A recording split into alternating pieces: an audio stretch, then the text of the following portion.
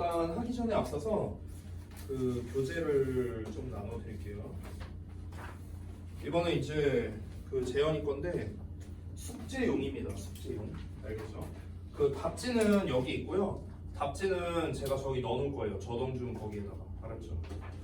그리고 요거는 우리가 내신 전까지 수업할 내용입니다. 이건 수업용이고요. 지금 나눠드린 교재는 뭐 교재라고 하기도 좀 그렇죠. 짧아갖고 프린트는요. 이제 숙제용으로 나갈 거는 없어요. 왜냐면 다 개념서거든요. 그것은. 그렇기 때문에 숙제는 여러분 각자 교재로 제가 별도로 내드릴 거고 수업은 그걸로 동일하게 나갈 겁니다. 알겠죠? 자, 일단은 일일 테스트에 대해서 좀 피드백을 할 건데 이 일일 테스트를 제가 오늘 이렇게 출제한 이유는 뭐냐면요. 오늘부터 저와 배우게 될 그래머 프로세스를 제대로 이해하려면 여기에 있는 것들은 그냥 발로 풀어도 만점 나와야 됩니다. 네, 그냥 기본 중에 기본만 넣은 거예요. 기본 중에 기본만. 자, 그래서 지금 제가 확실하게 얘기하겠습니다. 여기 제가 한 10문제? 10문제 정도 냈죠, 대충. 여기에서 만약에 본인이 그 틀린 개수가 있을 거 아닙니까? 한 10개를 하나당 10점이라고 한번 쳐볼게요. 예를 들어서. 그러면은 내가 만약에 50점이 안 된다. 그러면은 고등부에서도 50점도 안 나옵니다. 이렇게 생각하면 됩니다. 특히 문법에서는요. 알겠죠? 그래서 지금 여기에 써져 있는 내용들은 여러분이 다 숙지하고 계셔야 됩니다. 그래서 짧게 좀 설명을 하고 들어갈게요. 제가 왜 이 기본 부분을 강조한 거냐면요. 여기 있는 내용을 여러분이 제대로 이해하지 못한다면은 오늘부터 수업할 그래머 프로세스를 제대로 이해하지 못할 가능성이 높습니다. 그래서 이 기본부터 하는 거예요. 알겠죠? 자, 볼게요. 첫 번째.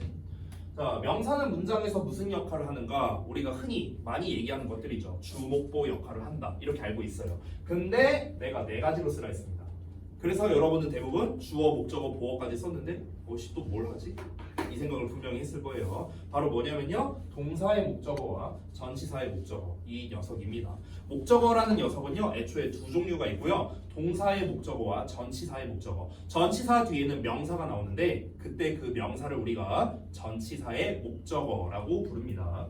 두 번째. 형용사는 문장에서 무슨 역할을 하는가? 얘도 똑같아요. 만약에 명사를 꾸며준다, 명사를 수식한다 까지만 썼다면 반쪽짜리 정답이죠. 보통은 여기만 잘 알고 있습니다. 대부분은요. 보어 역할을 한다는 얘기를 내가 진짜 수십 번도 얘기를 했는데 맨날 까먹어요. 맨날 까먹어. She is pretty 생각하라고. She is pretty. pretty가 명사 꾸며주는 게 아니잖아요. 그죠? 보어예요. 보어. 그래서 이 형용사는 반드시 수식어와 보어 두 가지 역할을 한다는 거. 절대 까먹으면 안 돼요. 우리가 어떤 문법을 배울 때 형용사에 관련된 어떤 문법을 배운다면 언제나 이 두 가지의 역할을 한다라는 것을 잊어서는 안 됩니다. 대표적인 예시를 들어드리자면 여러분이 이제 비교적 최근에 배운 게 관계대명사인데요. 관계대명사는 무슨 절이죠? 형용사절. 대답이 너무 느린데? 둘은 대답도 안 하고. 자, 관계대명사는 형용사절입니다. 형용사네요. 그러니까 관계대명사절은요. 두 가지의 역할을 해야 돼요. 수식어와 보어 역할. 됐어요? 됐어?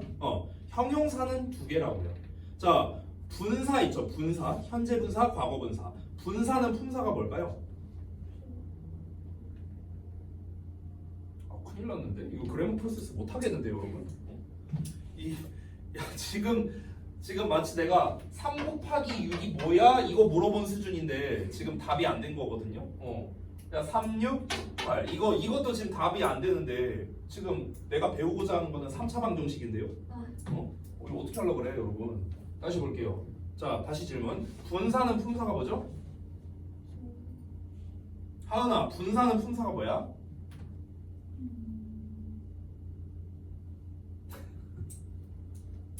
재현아, 분사는 품사가 뭐예요? 여기 다 헛공부했구만 이거 중학교 3년 동안. 야, 이 분사의 품사도 모르는데 이거 자스들아. 분사는 형용사입니다. 형용사. 응? 형용사인데 그러면은 형용사니까 분사라는 놈들 있죠. 이제 현재 분사, 과거 분사. 걔네도 역할이 두 가지가 나와야 돼요. 어떻게? 명사를 꾸며준다, 보어 역할한다. 됐어? 두 가지라고 두 가지 언제나 형용사는요. 세 번째, 자 그러면 바로 이어서 도어란 무엇이냐? 여러분 대부분 보충 설명이라고 쓰죠? 그래서 이 말 제외하고 설명하라고 했습니다. 이거는 제가 수업 시간에 정말 많이 얘기했던 거죠. 뭡니까? 상태. 이게 핵심이죠. 핵심. 근데 어떤 상태냐면요. 주어나 목적어의 상태를 말하는 겁니다. 주어나 목적어의 상태. 이 말이 반드시 들어가야 됩니다. 주어의 상태를 말하는 걸 주격 보어, 목적어의 상태를 말하는 것을 목적격 보어 이렇게 얘기하죠. 4번 보겠습니다. 구와 절에 대해서 아는 대로 설명해라 라고 했습니다. 자, 아직까지도 구와 절을 헷갈려 하는 사람들이 많습니다. 이건 뭐냐면요. 학습이 안 됐다는 겁니다. 자, 구와 절은 공통점과 차이점이 있는데 공통점은 다시 한번 뭐라? 단어가 2개 이상 결합된 형태입니다. 특정 규칙에 의해서요. 아무렇게나 결합한 게 아니고요. 다만 차이점은 구는 그 결합된 단어 안쪽을 살펴봤을 때 이 안쪽을 살펴봤을 때 여기 안에 주어 동사가 안 들어있는 것 이걸 우리가 구라고 부르고요. 요 안에 주어 동사가 들어있는 것을 절이라고 부르는 것이죠. 됐어요? 아직도 이걸 헷갈리면 안 됩니다. 지금 여러분 중3이에요. 아직도 구와 절, 형용사, 명사, 동사 이런 기본적인 품사에 대해서 모른다면 계속 고생입니다. 계속 똑같은 거 계속 해야 돼요. 고등부 가면은 어법 다 틀립니다. 이렇게 되면 알겠죠? 제가 왜 자꾸 이 기본기를 강조하는 거냐면요. 고2 학생들 중에서 이 어법이 안 되는 사람들이 상당히 많거든요. 지금 현재. 그래서 제가 어떻게 하고 있냐면요. 이 기본기부터 하고 있어요. 기본기부터. 고2인데 중2 거를 해야 된다고요. 오케이? 언제 그러고 앉았어요? 우리 할 거 엄청 많은데 고2 때. 지금 너네가 하는 공부량의 최소로 잡아도 5배예요. 고2랑 비교하면. 5배도 적은데 한 7, 8배는 됩니다. 안 그래도 할 게 많은데 중2 거 언제 하고 있어요? 됐어? 제가 전에도 말했잖아. 지금 시간 많은데 빨리 해야 된다니까요. 오케이? 자, 그 다음에 5번 보겠습니다. 동사는 하나의 문장에 몇 개를 쓸 수 있느냐라고 했습니다. 보통 한 개라고 생각하시는 분들이 많은데요. 그거는 정답이 아닙니다. 자, 저는 뭐라고 여기다 밑줄을 쳐놨는데요. 문장이라고 저는 밑줄을 쳐놨습니다. 문장. 자, 여러분 문장이 무엇일까요? 문장. 문장의 정의를 한번 말해보자. 문장이 뭘까? 문장. 이 학생들이 착각하는 게 하나 있는데요. 주어 동사 어쩌고 나와. 그럼 주어 동사가 있으니까 이거는 절이죠, 절. 그쵸? 일단은요, 절인데 이 절을 문장이라고 착각하는 사람들이 굉장히 많은데요. 절은 문장이 아닙니다. 절은 문장이 아니에요. 자, 문장의 정의를 말해줄게요. 문장의 정의. 문장이란 건 뭐냐면요. 쉽게 말하겠습니다. 마침표, 물음표, 느낌표로 끝나는 것. 이게 바로 문장의 정의입니다. 됐어요? 마침표, 물음표, 느낌표로 끝나는 것. 이게 문장이에요. 됐어? 자, 예를 들어서 내가 주어, 동사, 목적어 평범하게 쓰고 마침표를 딱 끝냈습니다. 이런 버전이 하나 있고, 두 번째 주어, 동사, 목적어 어쩌고 그 다음에 또 주어, 동사 어쩌고 마침표 이렇게 한번 찍어볼게요. 그러면은 이 위에 거와 아래 거는 차이가 어떻게 되냐면 둘 다 문장입니다. 한 문장이야, 한 문장. 얘도 한 문장이에요. 왜? 마침표가 하나잖아. 됐어요? 한 문장입니다. 그런데 위에는 주어 동사가 한 개 있으니까 절이 한 개고요. 아래 거는 주어 동사가 2개 있으니까 절이 2개인 겁니다. 됐니? 그래서 위에 거는 절이 하나인 한 문장이고 아래 거는 절이 2개인 한 문장이 되는 거예요. 차이를 알겠습니까? 오케이. 자, 그래서 한 문장에는 동사를 2개 쓰든 3개 쓰든 100개 쓰든 상관없다는 겁니다. 뭐만 잘 쓰면 되느냐? 연결해주는 말, 일명 접속사나 이런 애들이 되겠죠. 이런 애들만 잘 써주면 됩니다. 자, 그래서 5번 문장은요, 정확히 말하자면 하나의 문장에는 동사를 몇 개 쓸 수 있는가? 무제한인데요. 하나의 절에는 동사를 1개 쓰는 겁니다. 하나의 절. 알겠죠? 그래서 이 내용을 좀 추가해서 쓸게요. 하나의 절에는 동사를 1개 사용한다가 정확한 정의입니다. 이거는 여러분이 진짜 잘 이해해야 되는 게 가끔씩은 가르치는 사람들조차도 한 문장에는 동사가 하나 온다 이렇게 가르치는 분들이 생각보다 많아요. 정확한 정의는 다시 한번 뭐라? 한 문장의 동사 하나가 아니고요. 하나의 절의 하나의 동사인 겁니다. 알겠죠? 자, 그 다음에 6번 보겠습니다. 동사의 앞과 뒤에는 각각 무엇이 오는가? 너무 쉽죠? 앞에는 당연히 주어가 오겠고요. 뒤에는 목적어나 보어나 수식어가 옵니다. 됐죠? 여기서 하나라도 빠지면 안 됩니다. 자, 7번 볼게요. 준동사란 무엇이냐? 동사와 비슷하지만 동사가 아닌 녀석. 이걸 우리가 준동사라 하죠. 동사가 아니니까 동사 자리에 쓸 수 없고요. 뭐뭐다 라고 해석이 안 되겠죠. 하지만 동사와 비슷한데 생김새와 특징이 비슷하다라는 게 있습니다. 자, 바로 넘어가서 8번 볼게요. 준동사의 앞과 뒤에는 뭐가 올까? 내가 여기서 정확한 용어를 써라 라고 했죠. 자, 준동사도 동사처럼 앞에 주어가 오고 뒤에는 목적어, 보어, 수식어가 옵니다. 다만 준동사 앞에 오는 주어를 우리가 뭐라 불렀습니까? 의미상 주어라고 불렀습니다. 그래서 앞에는 의미상 주어가 오고 뒤에는 목적어, 보어, 수식어가 나올 수 있다라는 것. 자, 그 다음에 9번 준동사의 종류 3가지 부정사, 동명사, 분사 이것도 다 배운 내용이고요. 10번 능동과 수동을 구분하는 방법이 있습니다. 바로 해석과 문법을 이용하는 방법인데 해석은 능동은 하는 거, 수동은 당하는 거 이렇게 해석하죠. 다 알고 있는 내용. 그리고 능동은 일반적으로 뒤에 목적어가 오지만 수동은 뒤에 목적어가 나오지 않는다. 요거입니다. 자, 그 다음에 11번 자동사와 타동사에 대해 아는 대로 설명해라. 자, 가장 기본적인 건 자동사는 뒤에 목적어가 오지 않고 타동사는 뒤에 목적어가 나온다. 이게 핵심입니다. 일단 이게 핵심 내용인데 자동사를 그래서 우리가 일명 1, 2형식 동사 이렇게 말하기도 하고 타동사를 3, 4, 5형식 동사 이렇게 말하기도 합니다. 사실 형식을 기준으로 말하는 것보다는요 자동사는 뒤에 목적어가 오지 않고 타동사는 뒤에 목적어가 온다. 이게 조금 더 정확한 말이 되겠습니다. 됐죠? 자, 하은이 벌써 좋은 것 같은데 졸지 마시고. 자, 그러면은 여기까지가 이제 기본 중에 기본을 설명한 거고요. 아까 나눠드렸던 이 grammar process 요거에 대해서 진도를 나가겠습니다. 자, 페이지는 얼마 안 돼요. 8페이지밖에 안 되거든요. 근데 제가 앞에 이 소개글을 써놓은 게 있습니다. 여기부터 천천히 해볼 겁니다. 자, 그래서 그 아까 나눠드렸던 grammar process를 펴주시기 바랍니다.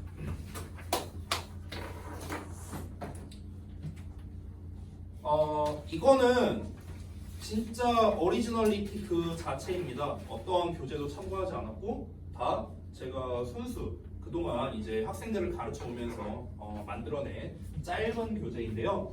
일단 하기 전에 앞서서 요 그래머 프로세스에 대한 설명을 좀 드리도록 하겠습니다. 자, 잘 들어주세요. 제가 이 15년 동안 이제 강사를 하면서 이제 한 8년 차쯤이었습니다. 7년 차, 8년 차 이쯤에 좀 고민을 많이 했는데 이제 뭐였냐면은 학생들이 어법을 너무 못하는 거야. 그럼 학생들이 왜 이렇게 어법을 못할까 하고 내가 생각을 해봤어. 생각을 해보니까 일단 가장 큰 이유가 한 2-3가지 정도 나왔는데요. 첫 번째, 외울 게 너무 많다. 이거였고요. 두 번째, 용어가 어렵다. 세 번째, 개념은 알겠는데 문제에 적용은 못하겠다. 이런 것들이 있었습니다. 대부분의 학생들이 이제 말하는 게 바로 그거였어요. 여기에서 첫 번째와 두 번째에 해당하는 내용은요, 사실 학습 부족입니다. 그냥 공부를 안 해서 그런 거예요. 공부를 안 해서. 여기 앉아 계신 분들은요, 지금 사실상 문법에 대한 거는 그냥 다 배웠어요. 세 분 다 배웠습니다. 제가요? 다 배웠나요? 다 배웠어요. 관계대명사 들어봤잖아요. 가정법 들어봤고요. 됐어요? 비교구문 들어봤습니다. 다 배운 내용이에요. 근데 휘발된 거죠. 까먹은 겁니다. 왜 까먹었을까요? 반복을 안 하니까요. 됐어? 아주 간단한 이유입니다. 자, 그러면은 제가 여기에서 이제 고민을 많이 한 게 강사 초창기 때는 학생들을 어떻게 지도를 했냐면요. 어떻게든 외우게 하려고 계속 시험을 봤습니다. 누적으로. 계속 테스트를 봤어. 무한 테스트. 어떻게든 공부를 시키려고 한 거죠. 근데 문제가 뭐냐? 본인이 공부할 의지가 없으니까 결국 까먹어. 내가 6개월을 반복을 시켰어요. 6개월을. 근데 솔직히 그 정도면은 외울만 하잖아요. 6개월이나 지금 누적으로 계속해서 했으면은. 근데 딱 이제 2주 안 했거든요. 2주 안 하니까 딱 다 까먹었어요. 이게 이제 문제야, 문제. 그게 그래서 이제 제가 그때 고민을 좀 많이 했어요. 매번 똑같은 설명을 하고 매번 하는데 근데 학생들이 까먹어. 애들이 머리가 안 좋아서 그런 건가? 아니에요. 그게 아니라 그냥 공부를 안 해서 그런 거야. 심플하게 말하면. 그러면은 여기에서 이제 제가 고민을 한 거죠. 어떻게 해야 될까? 어떻게 해야 될까? 그래서 1차적인 고민에 대한 답이 나왔습니다. 제 나름대로 답을 내렸어요. 일단 1차적인 거에 대한 답은 뭐였냐면요. 문법을 설명할 때 일단 중요도 우선순위로 하자라는 거였습니다. 그러니까 가장 중요한 거. 그러니까 절대 까먹으면 안 되는 거. 그리고 까먹어도 되긴 하지만 그래도 외우면 좋은 거. 이런 식으로 분류를 하자라는 거였습니다. 그래서 절대 까먹으면 안 되는 거를 먼저 말해줄게요. 문법을 공부할 때 절대 까먹으면 안 되는 거는 네 가지가 있습니다. 네 가지. 자, 첫 번째는 품사예요. 이 문법이 어떤 품사냐? 내가 아까 전에 분사에 대해서 분사의 품사가 뭐냐라고 했을 때 아무도 답을 못했습니다. 이거는 까먹으면 안 되는 내용이에요. 됐어요? 구구단이야, 구구단. 구구단 까먹고 우리가 수학 어떻게 합니까? 그죠? 첫 번째 품사. 두 번째는 자리입니다. 자리. 어느 자리에 써야 되는가? 얘를. 세 번째는 형태입니다. 얘가 어떻게 생겨 먹었는가? 마지막 네 번째는 해석입니다. 어떻게 해석하는가? 그래서 우리가 문법을 배울 때 절대로 까먹으면 안 되는 거는 품사, 자리, 형태, 해석이에요. 품사, 자리, 형태, 해석. 자, 이거는 절대 까먹으면 안 됩니다. 까먹으면 그냥 접근을 못 합니다. 그냥 아까 말했다시피 구구단에 속하는 놈들이라고 보시면 되겠습니다. 근데 반대로 말할게요. 품사, 자리, 형태, 해석을 내가 만약 제대로 인지하고 있다면 그러면 나머지들을 잘 몰라도 어느 정도 커버됩니다. 그러니까 이 네 개만 알아도요. 반은 먹고 들어간다는 거야. 반은 먹고 들어간다고. 예를 들어 아까 말했던 분사를 해볼게요. 품사, 형용사, 자리. 자리는 당연히 명사의 앞 또는 뒤 또는 보어 자리. 그리고 형태, ing 또는 pp. 해석, 뭐뭐 하는 뭐뭐 하는 중인, 뭐뭐 되는 뭐뭐 한. 됐어? 지금 네 가지 다 말했죠. 됐어요? 이 네 가지만 알고 있으면은 반은 먹고 들어간다고 최소. 됐어? 이 네 가지만 알고 있어도 수능 문제 풀 수 있다고요. 됐어? 수능 문제 풀 수 있어요. 그러니까 일단 요 네 가지 정도는 우리가 반드시 알아야 된다라는 겁니다. 품사, 자리, 형태에서. 자, 그래서 여러분이 혹시 인지를 하셨는지 모르겠는데 저랑 그동안 문법을 많이 이제 공부를 했거든요. 뭐 그래머 인사이드로 하든 아니면은 내신 대비를 하든 문법 설명을 많이 들었는데 여러분이 기억하실지 모르겠지만 저는 언제나 문법 필기를 할 때 품사, 자리, 형태, 해석을 기준으로 필기를 했었습니다. 그래서 그 네 가지가 중요하기 때문이죠. 자, 그래서 이걸 통해서 일단 가장 중요한 품사, 자리, 형태, 해석에 대한 일단 인지는 시켰어. 자, 근데 2차적인 문제가 생기는 거야. 어떤 문제가 생기냐? 이제 다 알아. 품사도 알고 형태도 알고 다 알아. 근데 문제가 뭐냐? 애들이 문제를 못 풀어. 그러니까 이론은 알아. 이론은 아는데 이걸 막상 문제를 풀려고 하니까 안 풀리는 거야. 됐어? 그럼 어떻게 하면 문제를 풀게 할 수 있을까? 이런 고민이 생겼습니다. 중등부는 간단했어요. 왜 그러냐면 중등부는 시험 범위가 정해져 있잖아요. 그러니까 정해진 범위에 대해서 이론을 익히고 그 다음에 그에 대한 문제풀이를 엄청 많이 시키면 됩니다. 아주 심플합니다. 우리 내신 대비 때도 이렇게 했었죠. 그렇죠? 그래서 문법 문제를 대체적으로 여러분이 잘 맞춰온 거라고 저는 생각을 합니다. 틀린 분도 있겠지만 자, 근데 문제가 있습니다. 고등부예요. 고등부는요. 여러분 문법 시험을 낼 때요. 범위가 없어요. 고등부는 범위가 없습니다. 중등부는 범위가 정해져 있잖아. 교과서 1, 2과다. 한 과당 문법이 2개씩 있습니다. 그러면은 1, 2과 들어가면 총 문법 4개 나오죠. 4개만 우리가 공부하면 되거든요. 근데 고등부는 그딴 게 없어요. 정해져 있는 범위가 없다고요. 그냥 무한이에요. 무한. 범위가. 어디서 낼지 몰라요. 됐어? 자, 그럼 범위가 정해져 있지 않은 상태에서는 어떻게 풀 건데? 생각할 게 너무 많은 거야. 학생들 입장에서. 예를 들어 봐봐 얘들아. 만약에 이번 시험 범위가 중등부 기준으로 말할게. 이번 시험 범위가 만약에 투부정사였다고 쳐볼게요. 예를 들어서 그러면은 시험 문제에서는 make에 밑줄 나옵니다. 예를 들어서 얘가 어법상 맞냐 틀리냐 이렇게 됩니다. 그럼 이제 우리는 얘 틀렸어. to make로 쓰면 돼. 이렇게 풀었어요. 이게 중등부 방식이야. 왜 to make로 바꿨습니까? 투부정사가 시험 범위였으니까. 됐어? 이렇게 생각을 했다고. 그러니까 문법적인 근거를 가지고 우리가 문제를 푼 게 아니라 이번 시험 범위는 그냥 투부정사였으니까 투부정사가 정답이겠지 뭐 이렇게 풀었다고. 됐어? 근데 문제가 있습니다. 이건 이제 중등부라고. 고등부에서 어떤 일이 벌어지냐면 아까 말했다시피 전범입니다. 그럼 만약에 make가 틀렸다고 쳐볼게요. 문법적으로 틀렸어. 그럼 얘를 어떻게 고쳐야 되는데? makes가 될 수도 있다. made가 될 수도 있다. have made가 될 수도 있다. 비동사의 made가 될 수도 있다. 됐어요? to make가 될 수도 있다. making이 될 수도 있고 have been made가 될 수도 있고요. 겁나 많아요. 됐어? 이걸 다 고려해야 돼요. 그러니까 이제 머리가 빠개지는 거야. 됐어? 경우의 수가 엄청 많아지잖아. 엄청 많죠. 그렇죠? 그러니까 우리가 머리가 빠개지는 거라고. 그럼 어떻게 풀어야 돼요, 대체 고등부는? 이게 이제 숙제로 남아있던 겁니다. 그래서 제가 왜 이렇게 졸냐? 야, 졸면은 서서 들으세요. 지금 여러분, 지금 제가 설명하는 이 내용은요, 여태까지 너네가 배웠던 그 어떤 문법보다도 제일 중요합니다. 졸지 마요. 중요한 거니까. 중요한 거예요. 중요한 겁니다. 3번이나 말했어요. 자, 다시. 그래서 우리가 그러니까 생각해야 할 경우의 수가 너무 많으니까 그래서 이거를 어떤 푸는 일련의 과정이 있으면 그럼 학생들이 좀 잘 풀지 않을까? 마치 수학 공식처럼 어떤 공식을 알려줘갖고 이 순서대로만 푼다면 그러면 애들이 문제를 잘 풀 수 있지 않을까? 이거를 고민을 했습니다. 그래서 이거를 고민해갖고 제가 공식을 만들었어요.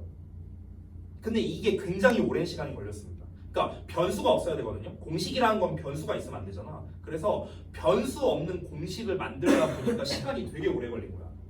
그래서 몇 년에 걸쳐서 이제 만들었는데 문제가 뭐냐면 처음에 그걸 만들고 나니까 한 100몇 페이지가 나오는 거예요. 이게 책이. 근데 이거 100몇 페이지 어떻게 외워? 못 외우잖아. 그래서 2차 가공을 했습니다. 100몇 페이지 나온 거를요 줄이는 작업을 했어요. 뺄 거 다 빼고 이렇게 했습니다. 빼고 하다 보니까 좀 줄었어. 그래서 몇 페이지가 나왔냐? 43페이지 나왔어요. 그러니까 반 이상 줄였는데 그래도 여전히 많아요. 학생들한테 40페이지를 외우는 것조차도 솔직히 말하면 이 정도 외워야 되거든 원래는. 근데 학생들이 너무 공부를 안 하니까 니네가 공부를 안 하니까 그러니까 더 줄여야겠다 생각을 한 거야. 그래서 더 줄여서 몇 페이지가 나왔는가? 8페이지 나왔어요. 그 8페이지가 바로 요 책에 있는 내용입니다. 아유 오재현이 저거 정신 못 차리는 거 봐. 눈 이러고 서울로 가. 나도 이러고 서볼까? 자, 그래서 제가 여기에는 이제 써놓은 내용을 잠깐 한번 읽어볼게요. 자, 고등 영어는 중등 영어랑 다르게 학교에서 정해주는 어법 시험범위 없습니다. 전범이라고요. 그래서 방금 말했던 예시랑 비슷한데 중등부 때는요 그냥 부정사가 시험범위면 그냥 투동사 원형이 제대로 쓰였는가 이것만 우리가 체크하면 됐는데 고등부는 그딴 게 없어요. 그러니까 전범위적인 시각을 가질 수 있어야 돼요. 근데 저게 정말 어렵습니다. 전범위적 시각을 가지려면요 우리가 어법에 대한 기본을 다 알고 있어야 됩니다. 중등부 때 배웠던 거. 그냥 관계대명사가 뭐냐라고 물어보면 품사자리 형태 해석이 바로 나와야 돼요. 분사가 뭐냐? 품사자리 형태 해석 나와야 되고요. 부정사가 뭐냐? 품사자리 형태 해석 나와야 된다고요. 됐어요? 이게 안 나오면 일단 불가능합니다. 그래서 우리가 중등부 때 기본기를 익혀야 되는 거예요. 자, 근데 문법은 종류가 너무 많고 그걸 다 우리가 고려해서 문법 문제를 푸는 건요 사실상 불가능에 가깝습니다. 기억력에 한계가 올 수밖에 없어요. 그래서 우리가 전범위적인 고등 어법 문제를 잘 풀려면요 어법의 종류를 최소화해야 되고요 가지수를 줄여야 됩니다. 우리가 일반적으로 쓰는 그래머 인사이드 같은 교재는요 총 단원이 12개인가 13개인가로 되어 있습니다. 자, 그래서 처음에 그 단위가 어떻게 가냐면요 문장의 구조, 시제, 조동사, 수동태, 부정사, 동명사, 분사, 비교구문, 접속사, 관계사, 가정법, 특수구문 이렇게 12개로 되어 있거든요. 자, 근데 이 12단원을 다 익히면 우리가 수능 문제 풀 수 있냐? 아니에요. 아니야. 그러니까 이게 문제인 거야. 배우는 건 겁나 많아. 책 막 두께가 막 200페이지, 300페이지 이래. 근데 기억에 남는 거는 몇 개 없어. 결국 기억에 남는 거는 뭔지 알아요? 오늘 니네가 1일 테스트 때 썼던 거. 그게 다인 거예요. 됐어? 형용사가 뭐냐? 명사 꾸며준다. 이거밖에 모르는 거야. 형용사에 대해서 배운 게 그렇게 많아. 됐어? 그래서 줄여주는 작업을 할 겁니다. 줄여주는 작업.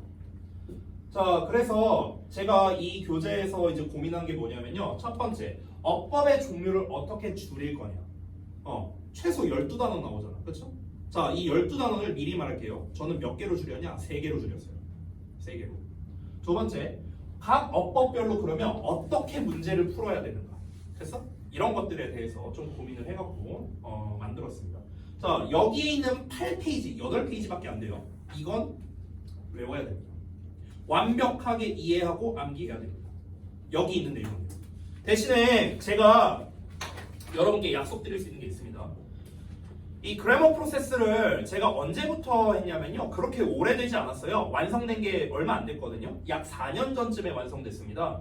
그래서 4년 전쯤부터 이 그래머 프로세스를 이제 우리 고등부 학생들한테 지도를 해왔는데요.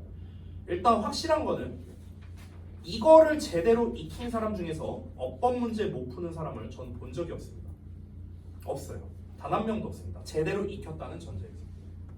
약간 좀 딴 얘기일 수 있는데 한 2주 전쯤이었어요. 2주 전에 그 제 제자랑 DM을 주고받고 있었거든요. 제 제자한테 연락이 왔어요. 영어 강사가 됐대요. 내가 가르쳤던 애인데 영어 강사가 됐대요. 최근에 3달 전에. 그러니까 학생들 가르치고 있는 거였지. 근데 이제 그때 지금 이제 수업을 할 때 어떤 식으로 하는지 이제 막 물어보기도 했고 얘가 이제 나한테 막 이것저것 질문도 하더라고. 근데 이제 그때 내가 이 그래머 프로세스에 대한 이야기가 나왔거든요. 왜냐면은 그 친구가 이 그래머 프로세스를 배운 1호 학생이에요. 1호 학생. 나한테 처음으로 배웠던. 근데 이 친구 입장에서는 나한테 처음 배울 때 이걸로 배웠으니까 얘는 이런 개념이 당연하구나라고 생각하고 배운 거야. 근데 그 이후로 얘가 이제 공부를 하거나 또는 뭐 문법책을 보거나 아니면은 다른 강사분한테 조언을 구할 때 이 개념에 대해서 알고 있는 강사가 한 명도 없다는 거예요. 한 명도 없었어요. 한 명도 없습니다. 전 자신 있어요. 그래서 요 중간중간에 제가 일종의 만든 용어가 있거든요. 제가 만든 문법 용어예요. 내가 혹시나 해갖고 아니 전국에 영어를 가르치는 사람이 한둘이 아닌데 설마 이 용어를 쓰는 사람이 한 명도 없을까? 내가 너무 궁금해서 구글에 쳐봤거든요. 안 나와요. 안 나왔습니다. 그래서 저는 좀 자신 있게 말할 수 있는 거예요. 여기 있는 걸 제대로 익히면요. 제대로 익힌다는 전제 하에서 제대로 익히는 데는요. 꽤 시간이 오래 걸립니다. 페이지는 8페이지밖에 안 되지만 이걸 제대로 익히는 데는요. 최소로 잡아도 6개월은 걸립니다. 하지만 제대로 익힌다면 제가 보장할게요. 수능 문제도 풀 수 있어요. 왜냐? 제가 실험해봤습니다. 실험해봤는데 2호 학생들이 중2 학생들이었어요. 중2 학생들한테 이걸 내가 가르친 적이 있거든요. 예전에. 물론 그 친구들은 좀 잘하고 열심히 하는 친구들이긴 했습니다. 근데 중2 학생들, 신일중 다니던 친구들이었는데 4명 있었거든요. 이 친구들한테 이걸 가르쳐줬어요. 그리고 6개월 동안 훈련시켰습니다.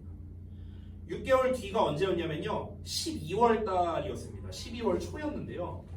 그때 수능 성적표 나온 날이었거든요. 내가 애들 수업하는데. 근데 갑자기 생각나갖고 야 니네 이거 문제 풀어봐 해갖고 내가 수능 문제 띄웠어요. 그 해 수능 문제. 그 바로 지난달에 봤던 수능 문제, 어법 문제 딱 띄우고 시간 줄게 풀어봐 했어요. 4명이 다 풀었거든요. 한 명도 안 빼고 다 맞았습니다. 한 명도 안 빼고. 근데 이게 찍어서 맞춘 게 아니고요. 내가 근거를 다 말해보라 했어요. 1번은 왜 맞아? 2번은 왜 틀려? 3번은 왜 맞아? 4번은 왜 맞아? 5번은 왜 맞아? 이유를 다 물어봤어요. 근데 단 한 명도 대답 못한 친구가 없었습니다. 그 친구들은 정말 고맙게도 제대로 따르고 공부를 해준 겁니다. 정말 열심히 했거든요. 이 그래머 프로세스. 그러니까 다 어법을 소화할 수 있었던 거죠. 고등부 처음 올라가면은요.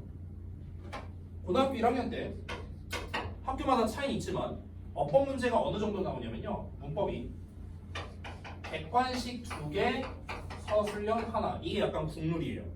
됐어? 이 정도 나옵니다. 그럼 여러분이 봤을 때 선생님 어법 문제 3문제밖에 안 나오는데요? 근데 이 3문제를 위해서 우리가 이렇게 해야 됩니까?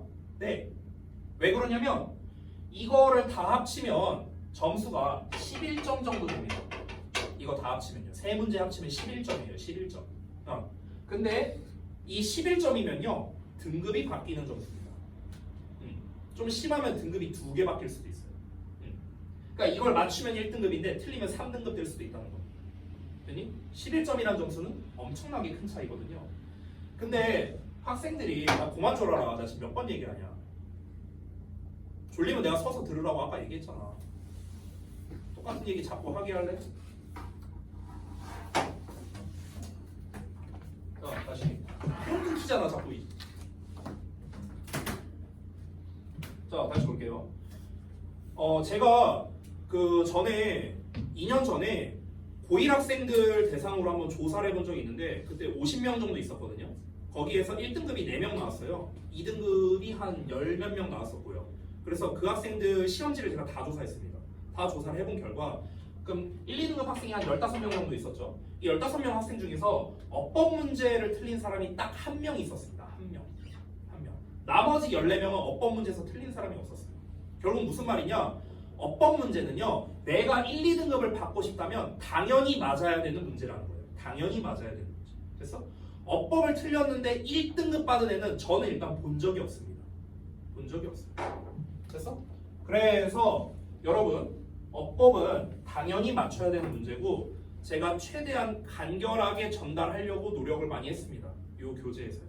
그래서 이 교재에 있는 내용을 제가 순차적으로 설명을 드릴 거고 그리고 이 교재만으로 이해가 안 되는 부분들도 분명히 나오거든요. 왜냐면 그거는 내 기본기가 부족하다는 뜻입니다. 됐어? 그럼 그 기본기는 여러분이 익혀야 됩니다. 클리닉이나 숙제를 통해서요. 알겠죠? 자, 그러면 한번 시작해 보겠습니다. 자, 일단 Part 1 중등부 문법 대 고등부 어법 이렇게 제가 이름을 나누어 놨습니다. 여기부터 시작할게요. 자, 지금 여기에 문법이라는 용어를 썼고요. 어법이라는 용어를 썼습니다. 자, 문법과 어법은 다른 개념입니다. 자, 문법은 뭐고 어법은 뭐냐? 자, 쉽게 말할게요. 문법은요, 한마디로 말할게요. 암기예요, 암기. 됐습니까? 자, 예를 들면 want 뒤에는 to 부정사를 쓴다. 사역동사는 뒤에 동사원형 나온다. 이게 문법이에요. 됐어? 이거는 외워야 하는 사항들. 됐어? 그럼 어법은 뭐냐면요. 어법은 내가 외웠던 문법적 사항과 해석을 결합한 문제예요. 이게 바로 어법입니다. 어법. 됐어? 그래서 우리가 항상 시험 문제에서 어떻게 나오냐면요. 문법상 어색한 것은 이렇게 안 나오고요. 어법상 어색한 것은 이렇게 나오거든요. 시험 문제를 보면은요. 왜 그러냐면 거기에서는 암기로만 문제를 내지 않겠다라는 뜻인 거예요. 해석을 해야만 정확하게 풀 수 있다. 이런 의미를 내포한 겁니다. 그래서 어법은 다시 한번 뭐라? 문법과 해석이 결합된 것이다. 이게 일단 기본입니다. 그렇기 때문에 우리가 고등부에서 어법 문제를 풀 때는요. 해석이 필수적이다라는 거예요. 일단 기본적으로. 그렇죠? 자, 그래서 이제 뭐 예시 선언인데 이건 넘어가고요. 자, 정리하자면 고등부 어법은 중등부 때 배웠던 문법 개념을 기반으로 해서 구문과 해석을 결합한 것. 이게 바로 어법이다라고 보시면 되겠습니다.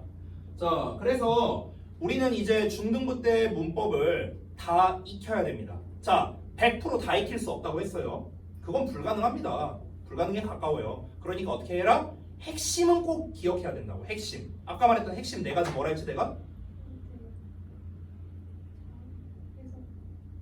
저 지금 효원이랑 과외하나요? 왜 나머지들은 답이 없어요? 4개 아까 말했잖아. 품사, 자리, 형태, 해석이라고. 뭐라고요?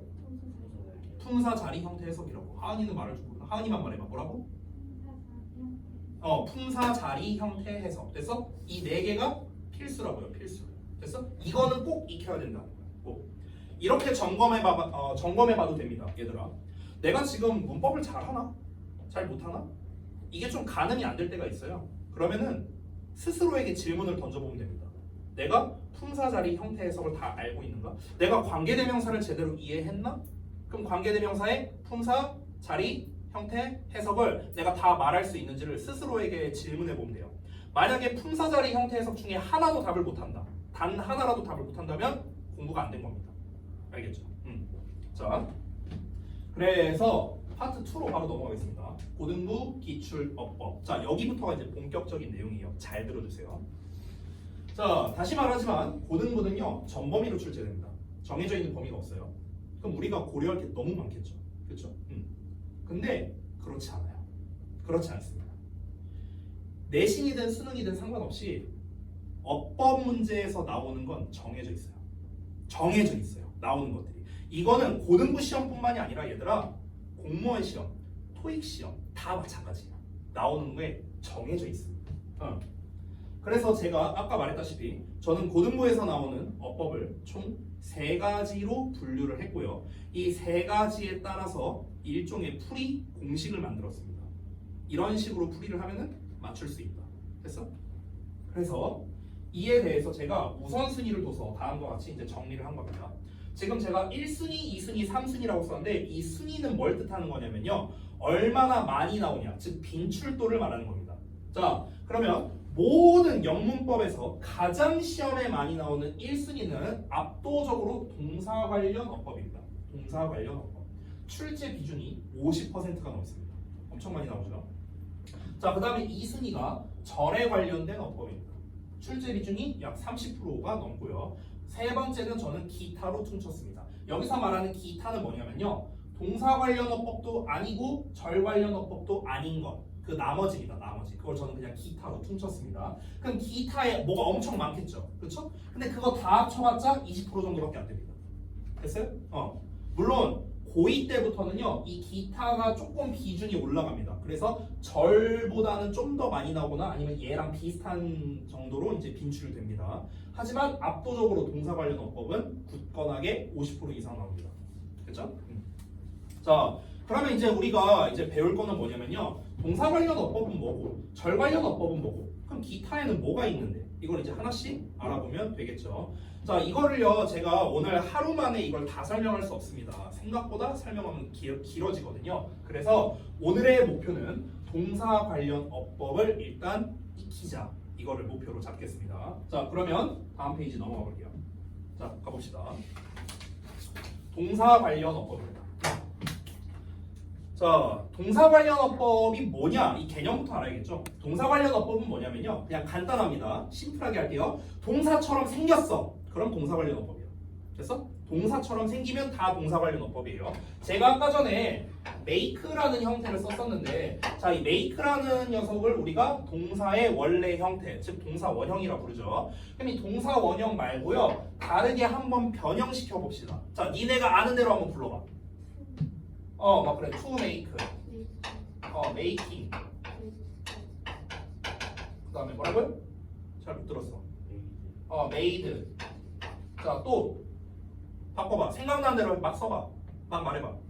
이게 다야? 이거밖에 없어? 이거밖에 없어요? 겁나 많은데? 한 20개는 쓸 수 있는데? have made. 또 일단 가장 기본적인 걸 안 쓰네요. makes 3인칭 단수요. 또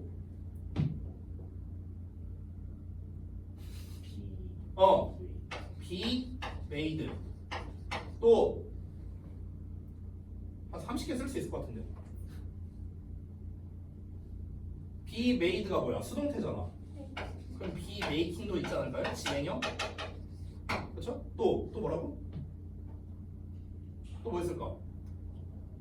그냥 또 한번 써볼게요. 그냥 제가 생각나는 대로. 자, 일단은 have been made. 이것도 되겠죠? have been making도 되겠죠?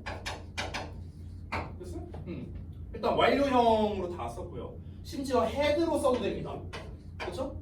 had made, had been made, had been making. 그 다음에 저기 3인칭 단수요. has made, has been made, has been making. 다 되죠? 그 다음에 투부정사도 to make 되고요. to be made 되고요. to have made 되고요. making 되고 having made 되고요. being made 되고요. 겁나 많은데요? 조동사도 붙일 수 있어요. 심지어 can make도 되고요. can be made도 되고 can be making도 되고요. 엄청 많죠? 이게 다 변형시킨 형태입니다. 됐어? 근데 어떤 식으로 변형이 되든 간에 어쨌든 요 놈의 원조는 누구예요? 얘잖아. 얘 make잖아. 그렇죠? 어쨌든 다 동사같이 생겼죠? 그러면 동사 관련 어법이에요. 됐어? 심플하죠? 자, 동사 관련 어법이 뭐다? 동사처럼 생긴 거 싹 다 이겁니다. 동사처럼 생긴 거 싹 다. 됐죠? 자, 이 동사 관련 어법이 압도적으로 많이 나온다 했는데 그 이유를 말해줄게요. 자, 잠깐 보자. 아까 제가 일반적인 중등부의 문법 교재 단원을 잠깐 말씀드린 적이 있었는데 한번 써볼게요. 이거를요. 문장의 구조, 시제, 조동사, 수동태, 부정사, 동명사, 분사, 그 다음에 그 뭐냐 비교구문, 접속사, 관계사, 가정법, 특수구문 이렇게 갑니다. 됐어? 이렇게 되는데요. 12단원을 제가 썼는데 여기에서 제가 체크를 좀 해볼게요. 잘 봐.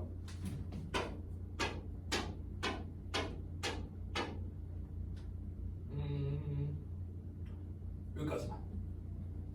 조금 애매하긴 한데 얘까지도 포함할 수 있거든요. 가정법까지 조금 애매하긴 한데 어쨌든 얘까지 포함을 해볼게요. 그럼 내가 지금 총 8개 체크했거든요. 아 근데 가정법은 좀 뺄게요. 좀 애매합니다. 얘 빼겠습니다. 자 7개 체크했거든요. 지금 내가 체크한 이 7개가 뭔 줄 알아요? 다 동사 관련 어법이에요. 됐어? 자 그러면 12단원 중에서 7개가 동사 관련 어법이네. 됐어? 과반수잖아요. 지금 보시면요. 여기에서 비교구문, 특수구문 요 2개 요 2개가 바로 기타입니다. 기타.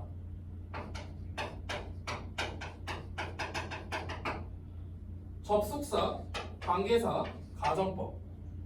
이 가정법은 근데 사실 조금 애매하긴 하거든요. 가정법은 사실 기타에 속하는 게 조금 더 맞는 것 같기도 한데요. 일단은 얘네가 절 관련된 겁니다. 됐어요? 그럼 12개 중에 7대 3대 2네요. 얼추 비슷하지 않아요? 아까 내가 비중 썼던 거랑 50% 이상 나온다, 30% 나온다, 20% 나온다. 얼추 비슷하죠? 되니? 자, 그래서 당연히 동사에 관련된 어법이 많이 나올 수밖에 없어요. 구조상 그럴 수밖에 없습니다. 되니? 자, 그러면 우리가 이 동사 관련 어법을 풀려면은 우리가 뭘 잘해야만 풀 수 있을까? 제가 과감하게 말하자면 동사 관련 어법만 제대로 익혀도요 여러분의 문법 실력이 50% 증가합니다. 최소 50% 증가합니다. 그러니까 지금의 1.5배는 증가. 근데 1.5배도 적다. 한 2배는 증가할 거예요. 여러분의 어법 실력이. 이것만 할 줄 알아. 이것만 할 줄 알아. 그러면은 이 동사 관련 어법을 잘 풀려면 우리가 뭘 알고 있어야 될까? 이 6개가 다 돼야 돼요. 사실은요. 첫 번째, 문장의 형식과 구문 분석에 대한 이해가 있어야 됩니다. 즉 주어, 동사, 목적어, 보어, 수식어 이거에 대한 이해가 필요하고요. 두 번째, 시제에 대해서 알고 있어야 됩니다. 기본적인 거. 근데 이 시제에 대해서는 제가 정말 여러 번 설명했거든요. 현재, 과거, 완료, 진행 제가 다 설명드렸고요. 그 다음에 수일치에 대한 거. 단수에는 이제 우리 뭐 동사 뒤에 s 붙이고 뭐 이런 거 있잖아, 그렇죠? 그 다음에 태 관련된 거, 능동태, 수동태. 아까 1일 테스트에서도 냈었죠. 자동사와 타동사에 대한 이해, 1일 테스트에서 냈었죠. 그리고 기본적인 해석 능력. 됐니? 이 6개가 다 갖춰져야만 우리가 이 동사 관련 어법 문제를 풀 수 있습니다. 오늘 1일 테스트를 그래서 통과하지 못했다면 동사 관련 어법을 못 푸는 거예요. 왜냐면 이미 여기 다 포함되어 있잖아, 그렇죠? 이런 것들. 자, 그래서 여기까지가 이제 이 동사 관련 어법에 대한 소개에 관련된 거였고, 그럼 구체적으로 이 동사 관련 어법을 어떻게 풀어야 하는가는 이 풀이 과정이 여기에 나와 있거든요. 풀이 과정이 1번부터 해서 4번까지 있습니다. 뭔가 이게 중간중간에 있긴 하지만, 자, 요 정도 되거든요. 분량이 요 정도. 여기 있는 요대로만 니네가 제대로 맞춰서 푼다. 그러면요, 다 풀 수 있어요. 다 풀 수 있습니다. 제가 그래서 이따가 요 문제도 풀게 해볼 거예요. 여기 맨 아래 있는 문제. Looking around our world right 어쩌고저쩌고 나와 있죠. 여기까지. 이게 참고로 고1에서 나온 문제거든요. 고1에서 실제로 나왔던 거고요. 제가 이번 고2 시험 문제도 띄워드릴 거예요. 이번 고2 시험 문제 띄워갖고 그래서 과연 여러분이 이 과정대로 어떻게 푸는지 내가 이걸 직접 보여드릴 겁니다. 알겠죠? 자, 그래서 시간이 좀 지났으니까 좀 피곤해하기도 하고 잠깐 쉬는 시간 드릴게요. 좀 쉬는 시간 드렸다가 이 풀이 과정을 상세히 보여드리도록 하겠습니다.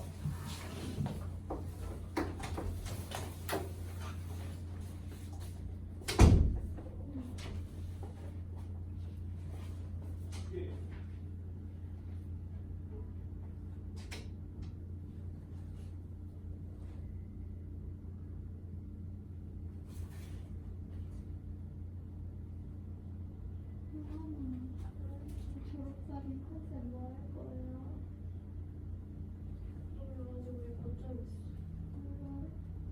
뭐 할 거야? 난 한국 하고 싶은데 뭔가 그거 입고 거기까지 가야 되잖아. 수원까지 갈아입을 데가 없으니까 너무 쪽팔릴 것 같아서 못할 것 같아. 그리고 Y2K 가지고 Y2K 예쁘다.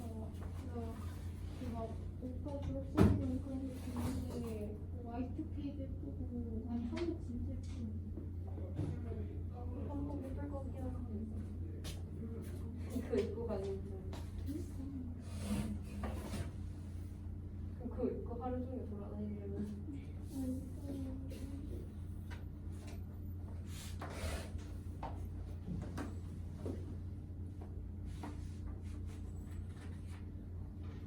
애들 막 하복 입던데 근데 우리 야피 따오기 것도 찍지 않나?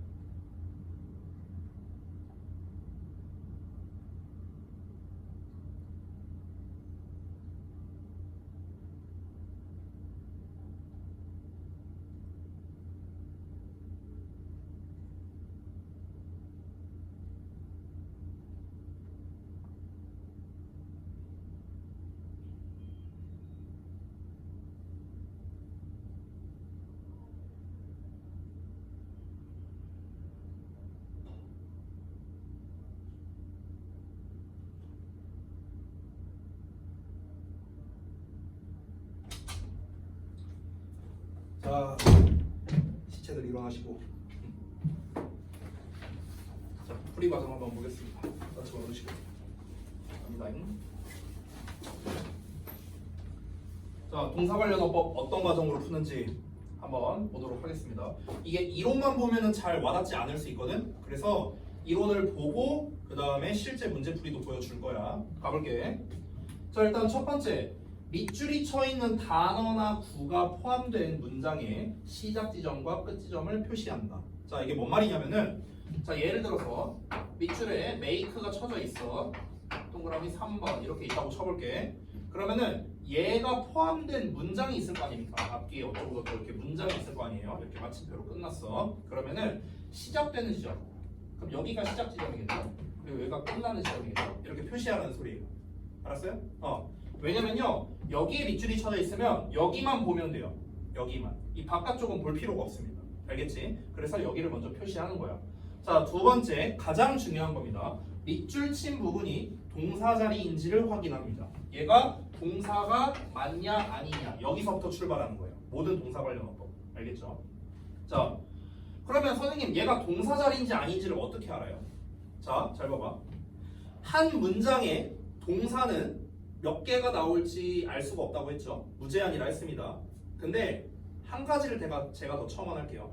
한 문장에 동사는요, 일단 반드시 한 개는 나와야 됩니다. 알겠죠? 동사가 없으면 우리가 문장이라고 부를 수가 없습니다. 알겠죠? 그래서 여기서 제가 여기 좀 추가로 좀 쓸 테니까 여러분이 좀 써주세요. 한 문장에 반드시 동사가 최소 한 개 필요합니다. 반드시 한 개는 나와야 돼요. 됐어요? 자, 그러면 잘 보세요. 이런 상황이야 지금. 이 상황을 잘 보십시오. 상황을. 자, 다 쓰셨죠? 재현이는 안 쓰네. 지워버린다. 쓰라고 할 때 쓰세요. 왜 멀뚱멀뚱 보고 있습니까? 한 문장에 반드시 동사가 최소 한 개 필요하다.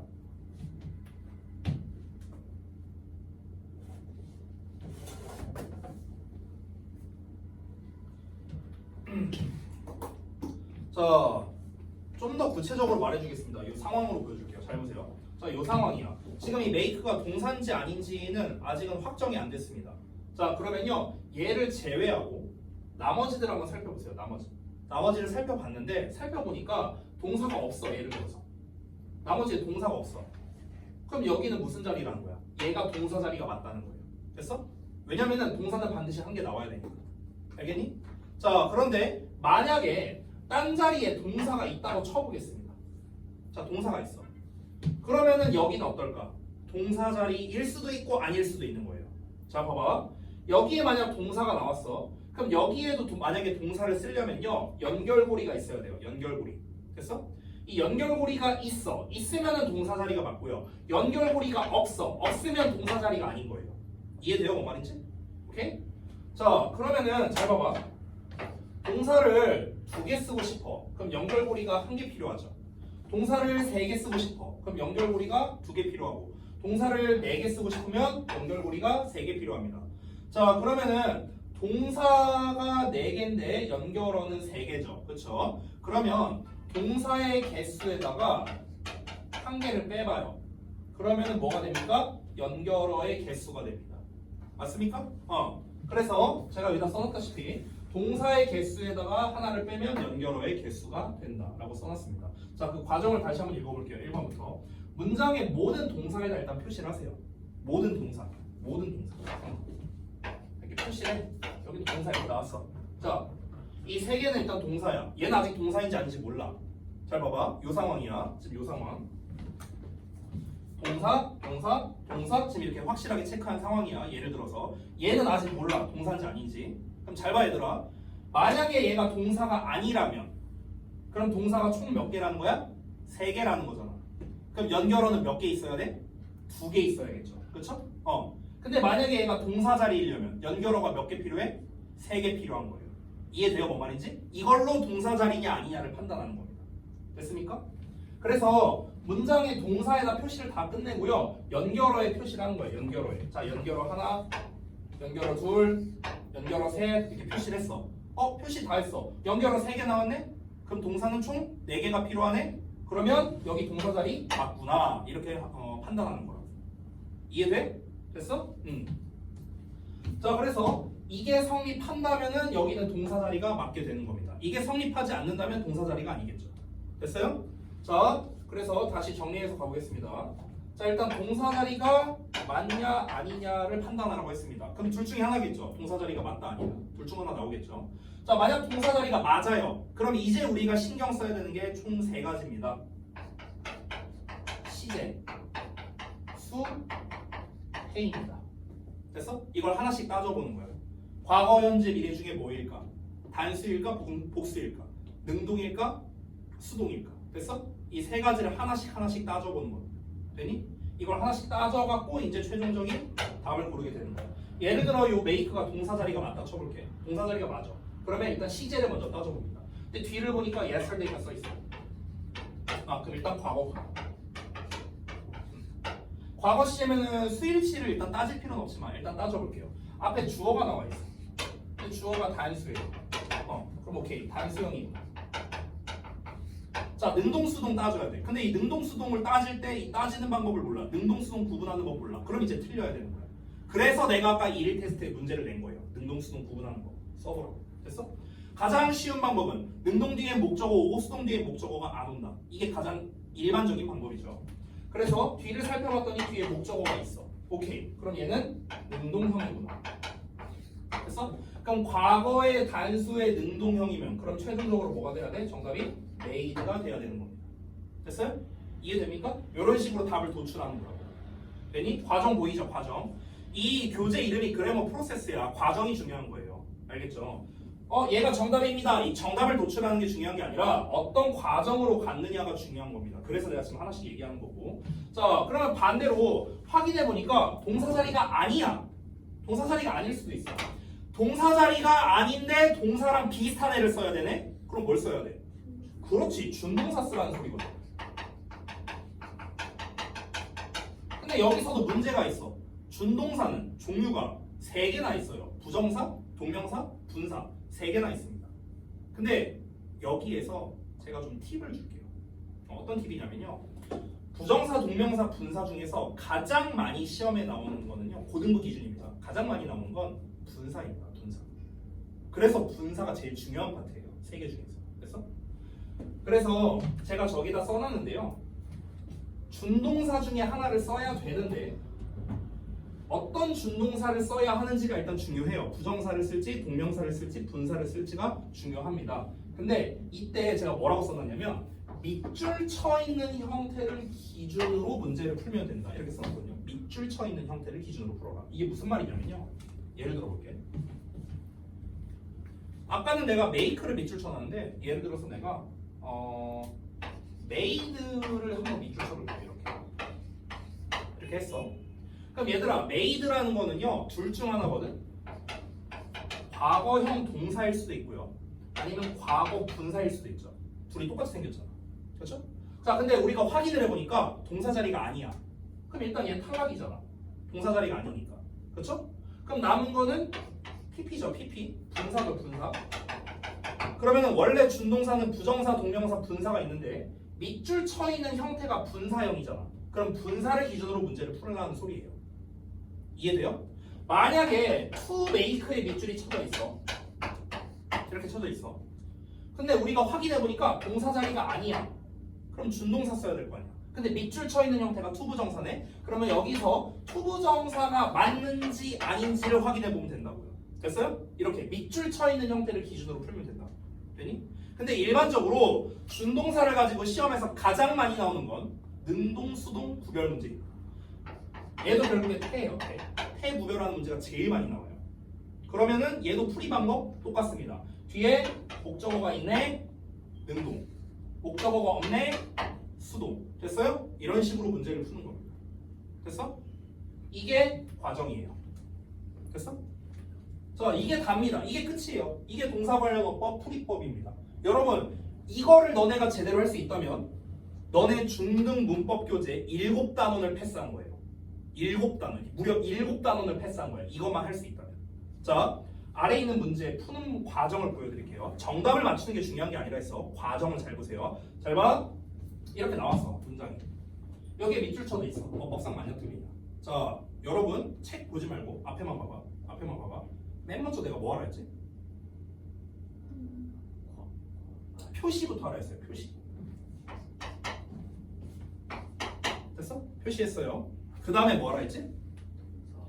동사 자리가 맞냐 아니냐 이거부터 검증해야 돼. 그럼 그걸 검증하기 위해서는 동사같이 동사인 놈에다가 일단 다 체크하라고요. 자, 동사 한번 체크해보자. 동사 어디 있어? 일단 밑줄 친 놈 빼고 말하는 거예요. 밑줄 친 놈 빼고. 자, 동사 어디 있어요? 니네가 한번 불러봐. have? 정확히는 would have to agree. have to잖아. have to. 됐어? 조동사. 여기 동사 하나 나왔고요. is 나왔네요.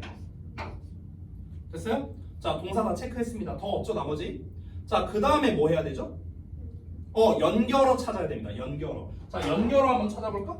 연결어란 무엇이냐면요. 위에 써놨는데 접속사나 관계사나 의문사 이런 거를 우리가 연결어라고 합니다. 됐어? 자, 연결어 한번 찾아보자. 일단 대. 자, 또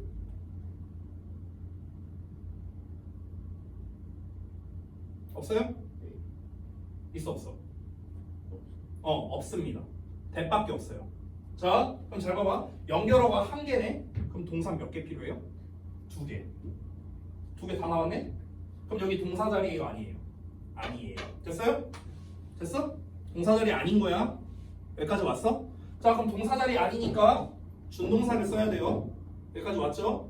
준동사를 써야 되는데 어떤 준동사를 쓴다? 밑줄 친 놈을 기준으로 해라고. 밑줄 친 놈을 기준. 됐어? 근데 밑줄 친 놈이 ing예요. 자, 여러분 ing는 뭡니까? 준동사에서 뭡니까? 동명사. 또 현재 분사죠.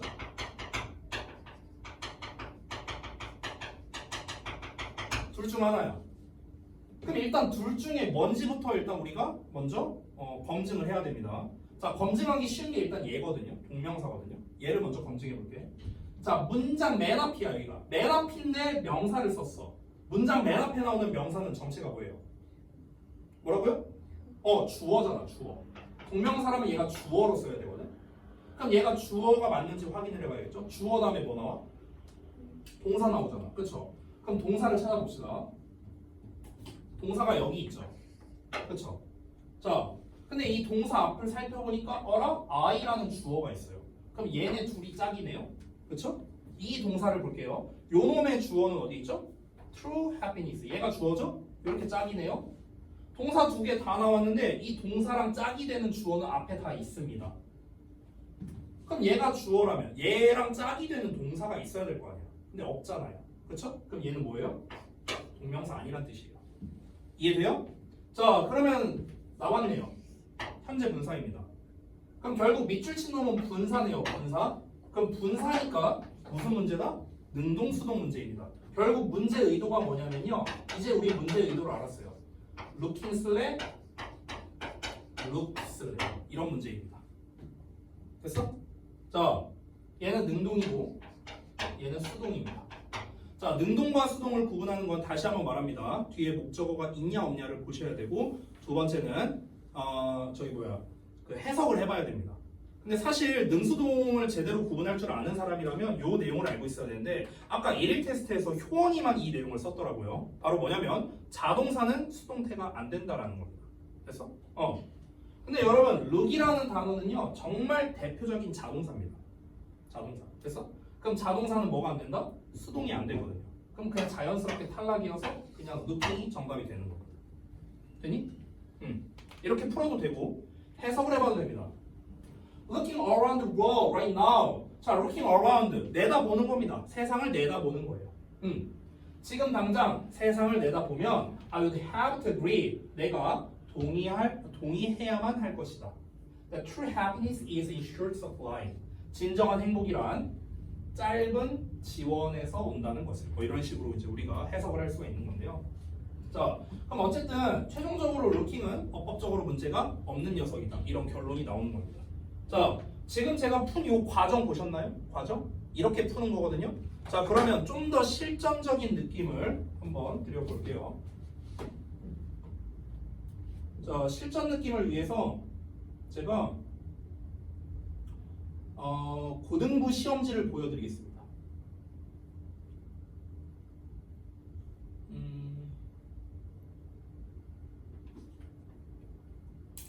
자, 이거는 가장 최근에 있었던 2025년 1학기 중간고사 백마고등학교 2학년 시험지입니다. 고2 시험지예요. 고2 시험지.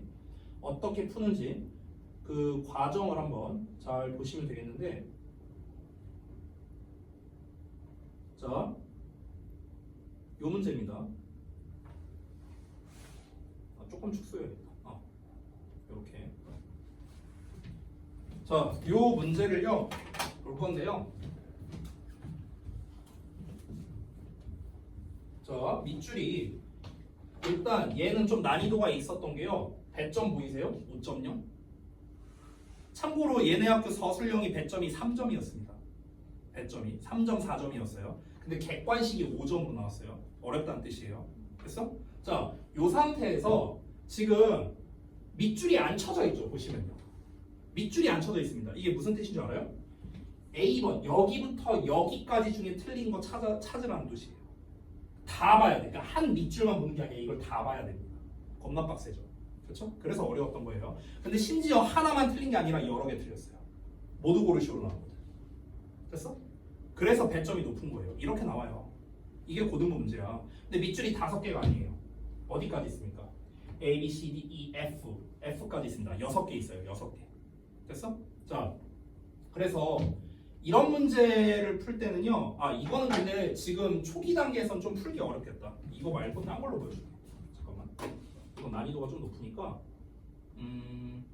잠깐만. 고1 걸로 보여주는 게 낫겠다. 일단 이거는 너네가 좀 숙달 되면은 푸는 게 나을 것 같고, 예전에 쥐어붙고 1학년 걸로 한번 볼까? 잠깐만요. 2022년도 1년도 한 이 정도면 될 것 같은데. 잠깐만. 중간고사. 자, 이것도 난이도가 어려웠어 갖고. 자, 뭐야 이거 왜 커서가 가면 말을 안 해. 자, 봐봐요. 문제 한번 보겠습니다. 어법상 틀린 것의 개수 골라라 문제예요. 이렇게 나왔어요. 밑줄이 H까지 있습니다. 8개예요. 밑줄 8개야, 8개. 이게 고등부 시험이라고. 됐어? 자, 여기에서 8개 중에서 동사 관련 어법이 몇 개 나왔는가부터 한번 우리 체크해 보도록 하겠습니다. 자, 여기서 for이거든요. for 동사 관련 어법. chance스랑 아니고요. 3번 was죠? 동사 관련 어법 2개. 그 다음에 D, E 다 패스. F 투동사 관련 나왔죠? 동사 관련 어법. 그 다음에 요 녀석 패스하고 여기 H 동사 관련 어법. 자, 그럼 총 8개 중에서 동사 관련 어법이 하나, 둘, 셋, 4개 50% 나왔네요. 보여요? 보여? 50% 나왔습니다. 자, 그럼 여기에서 제가 하나를 한번 좀 짚어볼까? F를 한번 짚어볼게요. F. 여기부터 여기까지입니다. 자, 제가 여러분께 약간의 시간을 드릴 테니까 한번 풀어보십시오. F는 어법상 맞을까 틀릴까? 이걸 한번 풀어보십시오. 맞다면 왜 맞고 틀리다면 왜 틀린지 한번 여러분이 검증해 보십시오. 중요한 건 다시 한번 말합니다. 정답이 아니고요. 어떤 과정으로 풀었는지가 중요합니다. 안 보여요? 안 보이면 네가 앞에 와서 앉든가. 목을 이렇게 빼면 보이냐 자식아? 최대한 확대했는데 더 확대해야 되나? 잠깐만 이거 커서 왜 말을 안 해?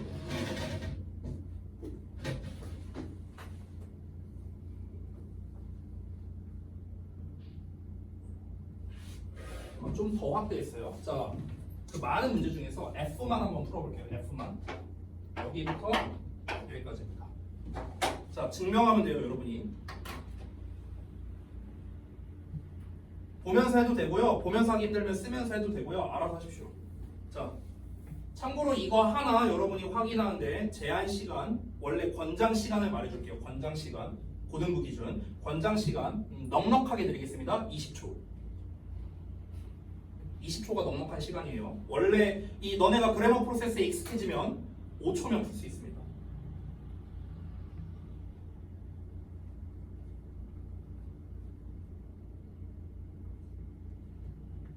기초 리드가 맞는지 틀린지. 네네네. 그걸 증명하라는 거예요.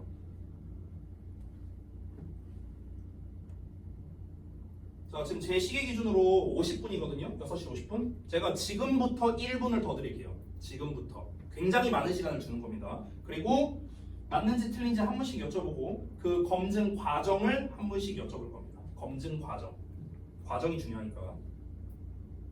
자, 충분히 생각해보십시오.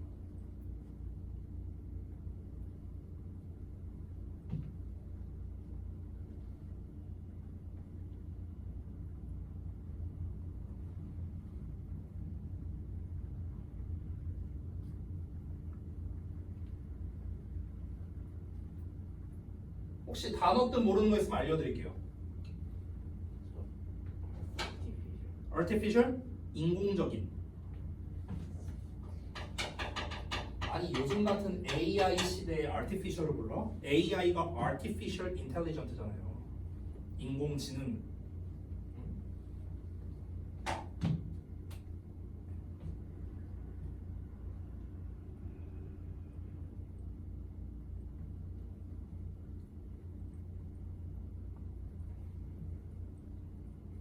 자, 1분 지났습니다. 여쭤볼게요. 한 분씩 여쭤보겠습니다. 하은이가 먼저 답해볼까? 맞을까 틀릴까? 트루이드는 맞아요? 효원이는?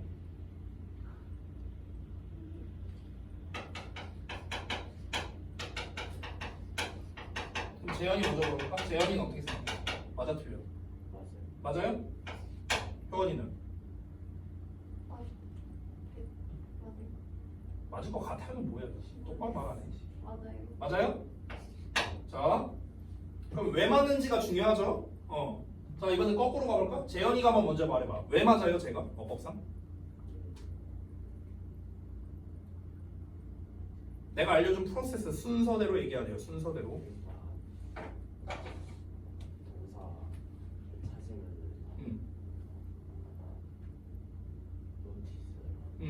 모드까지 포함해야죠. 모드 notice. 또 모드 think.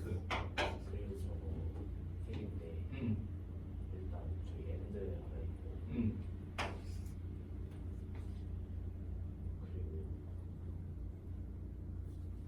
비포 또 일단 그럼 동사 자리 맞는 거 아니에요?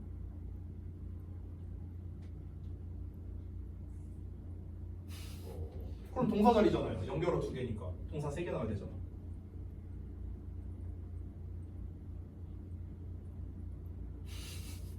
뭐야? 비포는 연결 안 비포가 연결어가 아니에요? 치울게요. 그러면 네가 말한 대로 할게요. 그럼 비포가 왜 연결어가 아닌지도 증명할 수 있어야 돼요.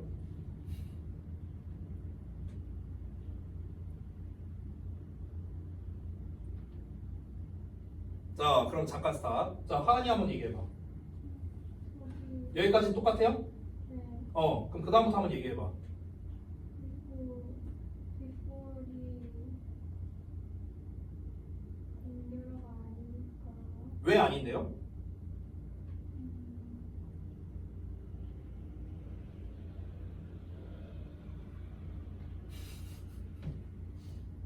왜 아닌데, before가? 그냥 아닌 것 같아요. 그냥 아닌 것 같아요? 그런 게 어디야? 그런 답이 어디 있어? 그냥 아닌 것 같아요가 어디 있어? 이씨, 근거가 있는데 그냥이 어디 있어요? 그냥은 없어요. 그럼 일단 패스하고 말해줄게. 일단 패스해봐. 패스하고 그래 연결은 아니라 쳐볼게. 아니라 치고 얘기해봐요. 비포리 연결어가 아니니까 요즘에 동사의 개수가 연결어의 개수랑 같아야 되니까. 동사의 개수랑 연결어의 개수가 같아야 된다. 동사의 개수랑 연결어의 개수가 똑같아야 된다. 동사의 개수 마이너스 1이랑 연결어의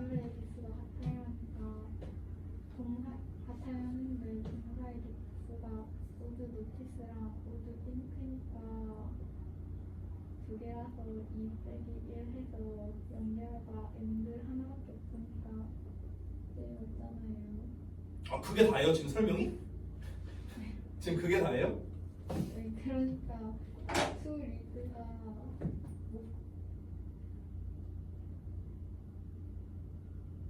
그 1, 2, 3단계가 있는데 1단계만 말했는데요. 1단계만 말했는데 지금 저게 정답이라고? 그걸 어떻게 증명할 거예요? 자, 효원이가 한번 말해보세요.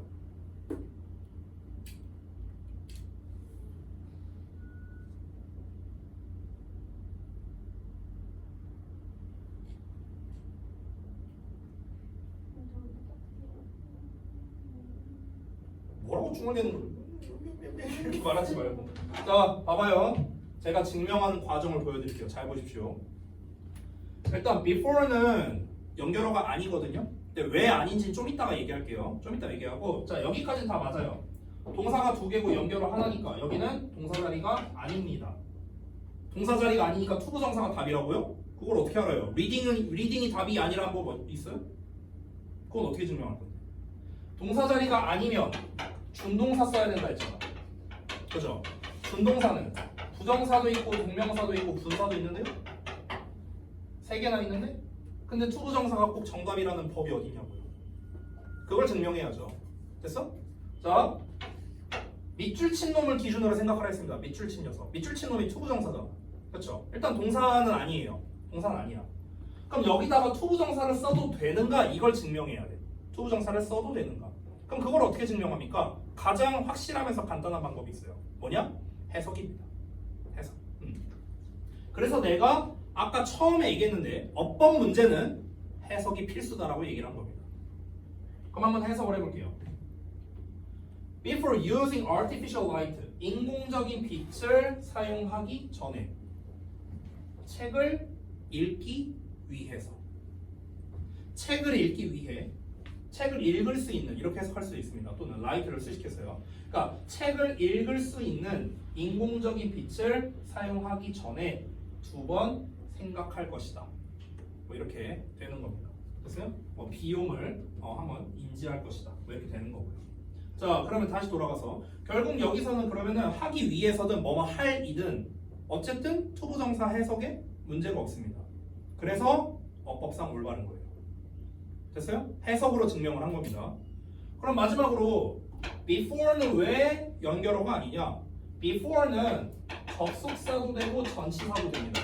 근데 여기서는 전치사로 쓰였어요. 전치사는 연결어 역할을 할 수 없습니다. 선생님 전치사인지 어떻게 알아요? 접속사는 뒤에 뭐 나오죠? 주어 동사 나오죠. 됐어? 근데 주어 동사가 아니잖아. 지금 using ing 나왔잖아. 그렇죠? 그럼 뭐예요? 전치사죠. 전치사니까 뒤에 명사 썼잖아요. 동명사. 되니? 이렇게 푸는 거라고. 자, 하나 더 해볼게요. A번 한번 해보겠습니다. A번. 자, 시작 지점, 끝 지점. 한번 해보세요.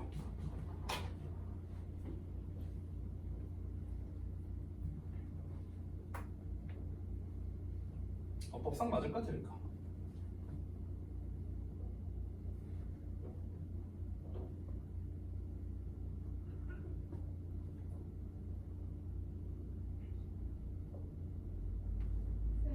응? 펀더멘털이 뭐예요? 근본적인 또는 기본적인이라는 뜻입니다.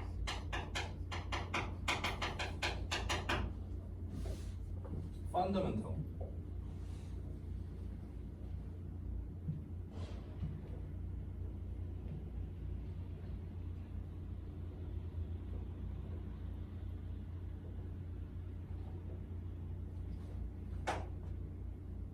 자, 또 여쭤볼게요. 재현이, 맞아요, 틀려요?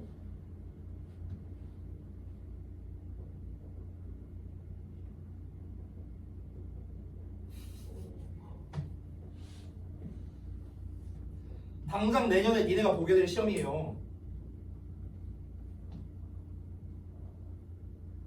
참고로 여기에 밑줄 친 애들 있잖아요. 실제 본문이랑 변형돼서 나온 겁니다. 외워봤자 소용없어요. 그래서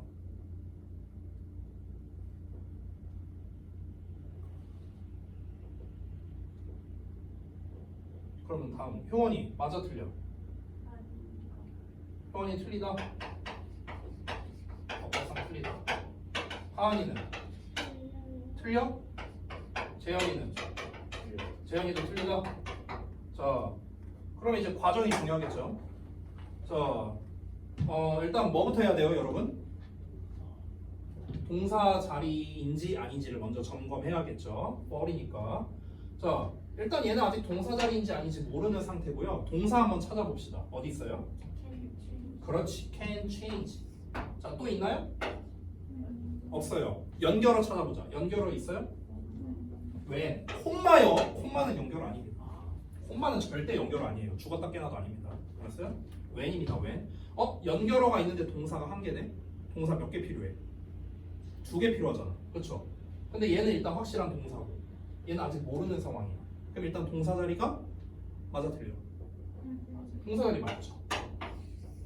일단 여기까지 확인했어. 자, 그럼 동사 자리 맞으면은 내가 뭐 신경 쓰라 했죠?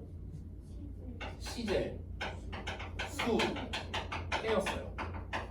시제부터 한번 따져보겠습니다. 시제를 따질 때는 어떻게 하면 되냐면요. 다른 동사의 시제랑 맞추면 돼요. 가장 간단한 방법은 can change예요. 시제가 뭐예요? 현재. 그럼 얘도 현재. 자, 수일치 따져볼게요. 그럼 일단 시제는 틀린 게 없죠. for는 현재 시제니까. 그렇죠? 수일치 따져볼게. 주어 찾아야 되죠. 주어가 누구예요? when이 주어예요? the price가 주어죠. the price. 단수예요, 복수예요? 단수. 복수라고요? the price가 복수라고요? S 어디 있어? 야이씨, 단수 복수 구분도 안 된 이런 단수죠, 단수. 자, 태를 따질 건데요. 이건 그냥 제가 말씀드릴게요. fall이 무슨 뜻이야? 떨어지다라는 뜻도 있고요. 그 다음에 어떤 상태로 전락하다 뭐 이런 뜻도 있습니다. 여기서 그냥 떨어지다예요. 자, 떨어지다는 떨어뜨리다가 아닙니다. 떨어지다예요. 그냥 주어 지가 떨어지는 거예요. 자동사일까 타동사일까? 자동사입니다. 자동사는 수동이 안 됩니다. 다시 한번 말하지만 그래서 능동이어야 돼요. 자, 그러면 일단 현재 시제는 맞잖아요. for 맞고요. 능동 맞잖아. 비동사의 PP로 안 나왔잖아. 그럼 능동도 맞고요. 수일치가 안 맞네요. 단수니까 어떻게 써야 돼? for 즈가 되어야 됩니다. 됐어? 그래서 어법상 틀렸다. 됐냐? 과정 봤어요? 이게 과정이에요. 이게 과정. 보여요? 이렇게 푸는 겁니다. 이렇게 풀면 변수가 없습니다. 실수가 안 나온다고요. 이걸 다 이렇게 따지면서 하기 때문에. 됐어? 그러니까 지금 여러분 어떠냐면요. 내가 두 문제를 물어봤을 때 두 분 다 맞추셨어요. 세 분 다 이 두 문제를 다 맞췄어요. 근데 중요한 건 뭐냐면 이걸 맞춘 건 중요하지 않습니다. 왜냐면 다르게 문제가 나오면 틀릴 수도 있거든요. 중요한 건 뭐냐면 이 과정을 알아야 돼요. 과정을요. 이 과정대로 여러분이 문제를 풀 수 있는. 됐어? 이건 고1 시험 문제고요. 배점이 3.8입니다. 아까 5.0에 비해서는 낮아 보이죠? 아니요. 이 객관식 3.8은 굉장히 배점이 높은 겁니다. 굉장히 높은 거예요. 왜냐면 제가 다른 문제들을 좀 보여드리면 예를 들어 여기 삽입 문제 보여요? 3.3점? 보이시죠? 여기 3.3점? 그 다음에 여기 3.6 3.6 3.0 3.4 보여요? 이게 일반적인 배점이에요. 근데 3.8이에요. 3.8 얼마나 높은 점수입니까? 그죠? 그래서 아까 말했다시피 그 고등부 어법 문제는요 대부분 합산 11점 정도 나온다고요. 10에서 13점 사이 정도 돼요. 통상적으로. 됐어? 그래서 지금 이 푸는 과정을 여러분께 한번 소개를 해드린 겁니다. 됐나요? 자, 이렇게 하면 동사 관련 어법 다 풀 수 있다고요. 근데 이게 하루아침에 되진 않겠죠? 연습을 많이 해봐야 됩니다. 되니? 자, 여기까지 하고 마치도록 하겠는데요. 이제 숙제를 말씀드릴 건데 그 숙제는 각자가 좀 차이가 있는데 하은이 그 교재 좀 잠깐 보여줄래요? 거침없이 라이딩 교재? 지난번에 어디까지 했는지 봐요. 어차피 효은이랑 같은 범위를 했을 거 아니에요. 일단 채점이 안 돼 있는 부분이 있는데 자, 동명사 파트를 좀 할 차례네요. 여기 채점 필요하고. 알겠습니다. 자, 그러면은 동명사 파트 챕터 5 여기를 좀 숙제로 내드릴게요.